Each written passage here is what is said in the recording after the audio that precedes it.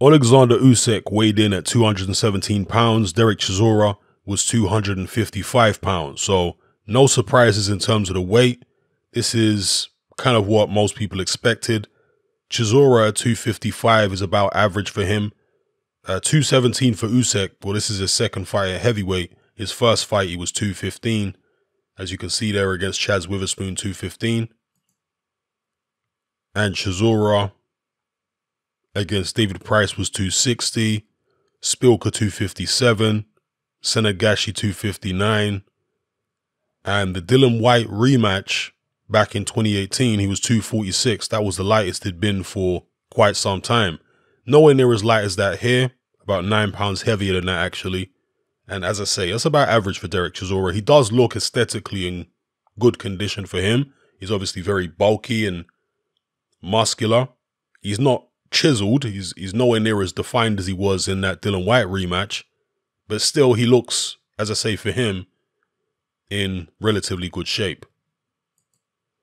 Now, it's customary for Dereck Chisora to try and psych himself up before a fight by engaging in trash talk, engaging in shoving matches, and all types of other antics pre-fight.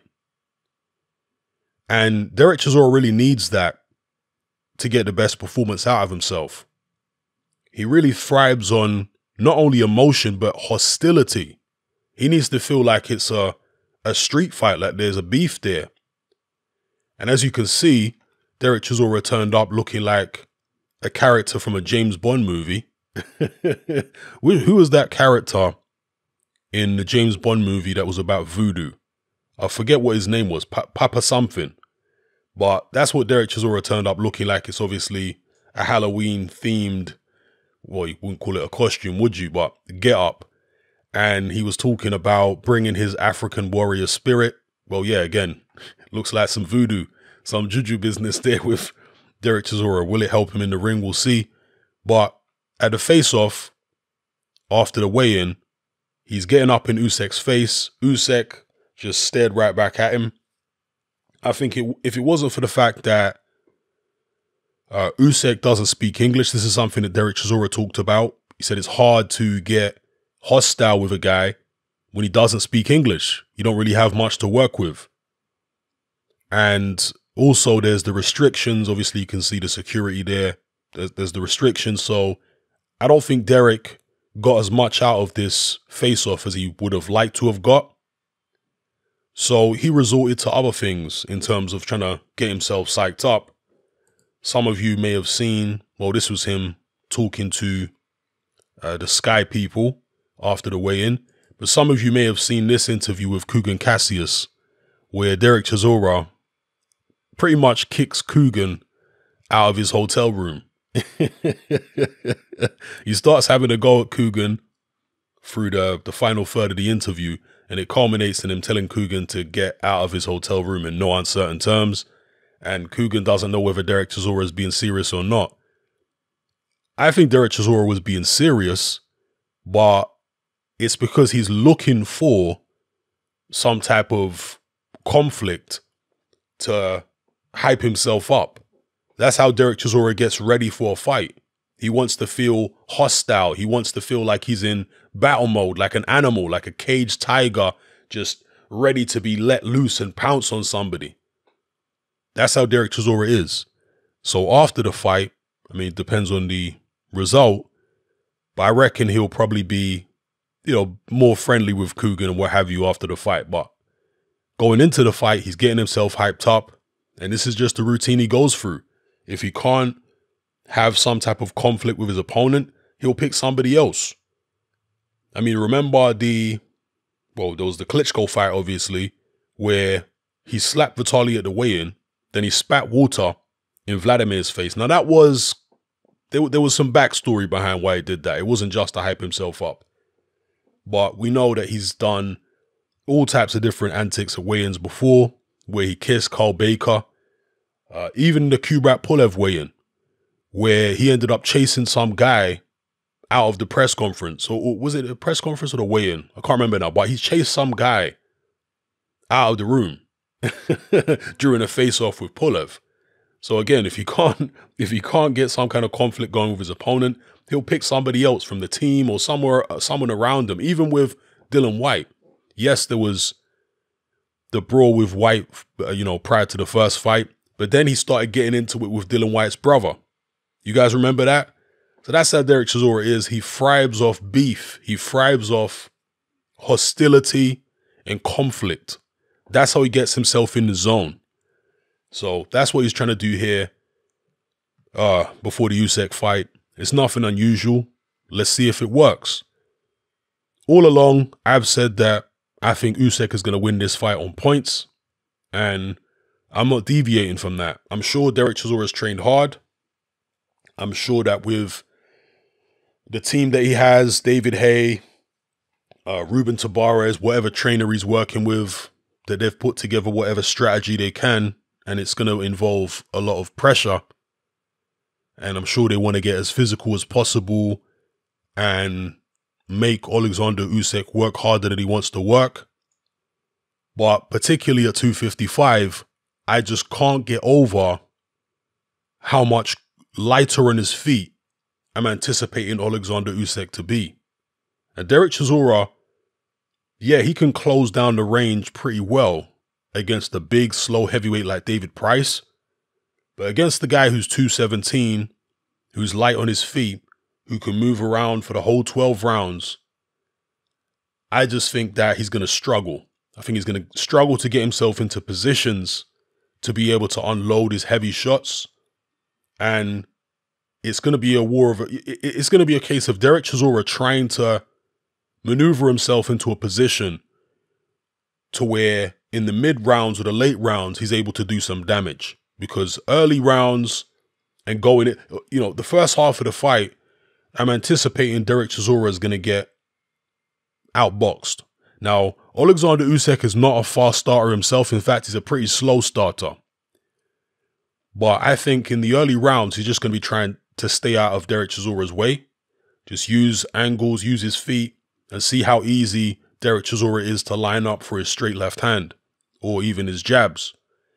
And then once he's found the range, then we're going to see him stop, putting his foot down and landing some shots on the move. Yeah, that's what I'm going for. I'm not deviating. I'm saying Oleksandr Usyk wins this fight on points. Is it possible that somebody gets a stoppage? Well, if Dereck Chisora lands the right shot, then I'm sure he could. I'm sure he's got the power to hurt most heavyweights. If he can line you up and get you to stand still for long enough with a big overhand right, then yeah, the shot that he hit Carlos Takam with was a tremendous punch. So if he's able to land something like that on Usyk, then it could be good night. But I just don't think he's going to be able to. I think Usyk is going to be too elusive. He's going to be too light on his feet. He'll be able to anticipate what Dereck Chisora is doing and get out of the way before he gets there. And as far as a stoppage the other way, I would be very impressed if Oleksandr Usyk stopped Dereck Chisora, because Dereck Chisora is a very tough man. Yes, he has been knocked out a couple times, stopped by Tyson Fury, knocked out by David Haye, and knocked out cold by Dillian Whyte. But in the case of Tyson Fury, he never went down in that fight. He was just taking a steady beating, and his corner pulled him out. And against David Haye and Dillian Whyte, both of those guys are serious punches. Dillian Whyte with his left hook, and as we know, David Haye was very explosive and a tremendous puncher himself. Obviously now he bizarrely manages Dereck Chisora, and he's part of the team there. I don't think Usyk has got that kind of power. So if he was to stop Dereck Chisora, it would have to be, probably an accumulation of punches. I'm not ruling out completely the possibility he could catch Dereck Chisora with one, good one and knock him out, because Dereck Chisora has been buzzed throughout his career. Remember when he fought Parla and Gerber, those two guys? I think that was when Dereck Chisora was European champion. And at least one of those guys managed to hurt him. I think maybe both of them did. So it's not beyond the realms of possibility that Usyk might be able to, hurt Chisora with one shot. But in all likelihood, I would imagine if he does hurt Chisora or if he does stop him, It's going to be an accumulation of shots, kind of like the Tyson Fury fight. But personally, I think far more likely is that Usyk just takes it on points. So, you know, maybe Dereck Chisora at points will get frustrated and he'll put his hands down and say, come and fight, stop running. Maybe he'll get a telling off for the referee, from the referee for that. We'll see. But let me know what you guys think in the comments below about Dereck Chisora's weight, Usyk's weight as well at 217. Because I know a lot of people, whenever these guys move up from cruiserweight, straight away they want to say, oh, he needs to put loads of muscle on. He needs to be up at, you know, over 225 pounds. I've never understood the logic in that, because if you're moving up from cruiserweight, more often than not, you've got a speed and mobility advantage over the natural heavyweights. And if you then put on a load of muscle, a load of extra weight, you are slowing yourself down. And now you're just a short, you know, relatively short heavyweight with shorter arms than the big guys, and you don't have as big a speed advantage as you would have done if you came in lighter. You're never going to be as strong as those big guys. You're never going to be able to hit as hard as them, you know, for the case of most cruiserweights. Therefore, don't try to. You know, work on what you're good at and focus on being the faster guy, the more agile guy, and beat the big guys that way. You know, I know we've got a whole new generation of boxing fans who, you know, many of them didn't live through the 90s and the 80s, 70s, etc. So maybe they don't appreciate the fact that you don't need to be a massive puncher to be successful at heavyweight. I mean, some examples would be Muhammad Ali. He wasn't feather-fisted, but he wasn't a massive puncher. When he came along and fought Sonny Liston, Liston was a murderous puncher. And Muhammad Ali boxed circles around him and stopped him. In the 1980s, Larry Holmes wasn't the biggest puncher, and he fought lots of guys who hit much harder than him. People like Mike Weaver, Bone Crusher Smith. These guys hit a lot harder than Larry Holmes. But yet he was able to beat them.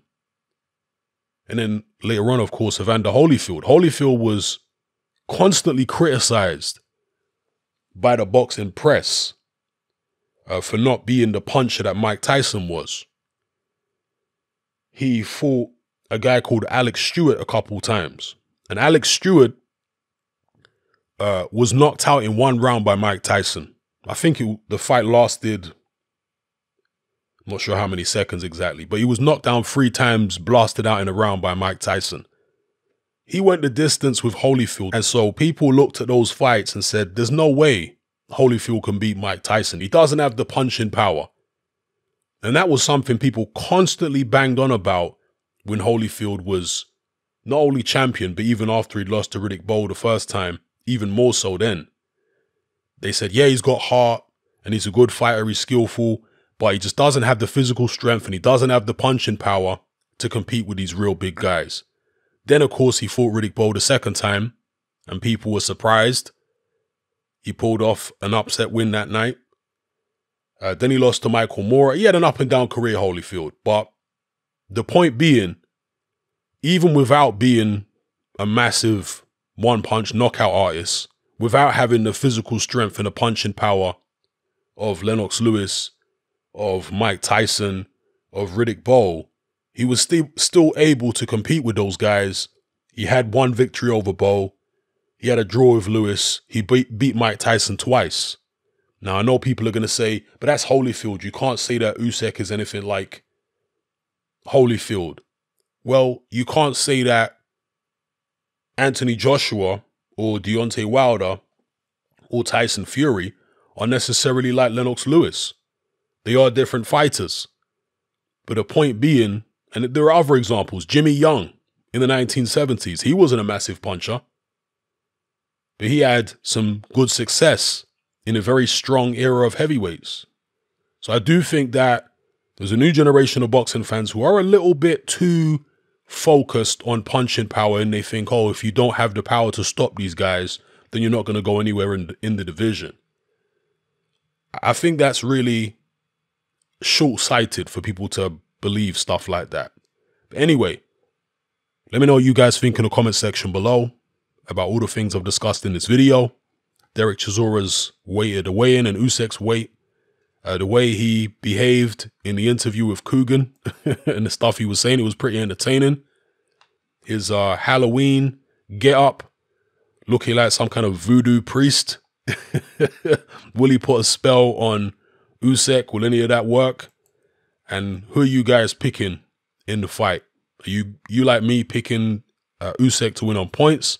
Or do you think Dereck Chisora can pull off what would be a fairly big upset here? Let me know in the comments below.